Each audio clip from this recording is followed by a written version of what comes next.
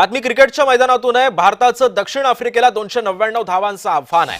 शफाली वर्माच्या 87व्या धावा आहेत। दीप्ती शर्माची दमदार अर्धशतकी खेळी पाहायला मिळाली। भारताच्या 50 षटकामध्ये 7 गडी गमावून 298च्या धावा आखण्यात आल्या। भारतीय गोलंदाजांपुढे दक्षिण आफ्रिकेला रोखण्याचं आव्हान आहे। कोण जिंकणार एक दिवस महिला विश्वचषक, याकडे सध्या क्रिकेट प्रेमींचं लक्ष लागलंय।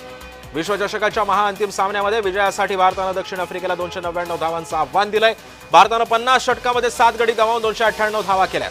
हा सामना जिंकण्यासाठी दक्षिण आफ्रिकेला 299 धावा करायच्या आहेत। आता हे भारतापुढे गोलंदाजांपुढे दक्षिण आफ्रिकेला रोखण्याचं आव्हान असणार आहे।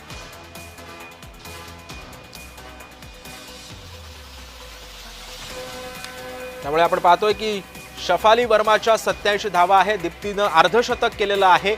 भारतीय गोलंदाजांपुढे दक्षिण आफ्रिकेला रोखण्याचं मोठं आव्हान असणार आहे।